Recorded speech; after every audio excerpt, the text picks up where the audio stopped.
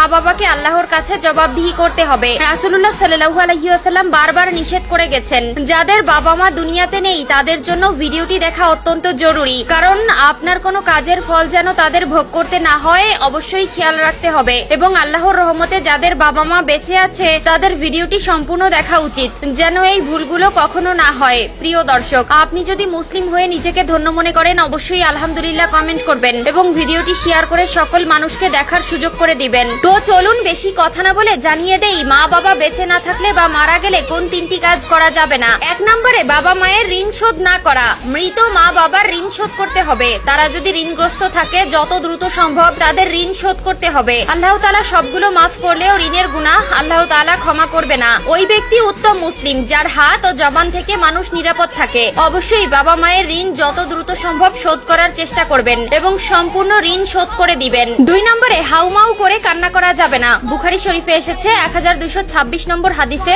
বলা হয়েছে, তাহলে সে মৃত ব্যক্তির কবরে শাস্তি দেওয়া হবে। যদি আপনি হাউমাউ করে কান্না করেন, চিৎকার করে কান্না করেন, অনেকেই গড়াগড়ি করে কান্না করে, অনেকে নিজেকে নিজে আঘাত করে, পাগলের মতন আচরণ করে। খবরদার, এই ভুলগুলো করা যাবে না। আল্লাহ তাআলা আপনার আপনজন নিয়ে আপনাকে পরীক্ষা করবেন। অবশ্যই কষ্ট লাগে যে বাবা মা এত মায়া মহব্বত করে ভালোবাসা দিয়ে বড় করেছেন, সেই মা বাবাকে হারিয়ে ফেললে কষ্ট লাগারই কথা। তাদের জন্য অবশ্যই দোয়া করবেন, চোখের পানি ফেলবেন, কিন্তু হাউমাউ করে বিলাপ করে গড়াগড়ি করে চিৎকার করে কান্নাকাটি করা যাবে না। পবিত্র কোরআনে এই বিষয়ে সূরা বাকারার 53, 54, 55 নম্বর আয়াতে স্পষ্ট করে বলে দিয়েছেন। না জানার কারণে সংসার জীবনে আমরা এমন কিছু ভুল করি যার জবাবদিহিতা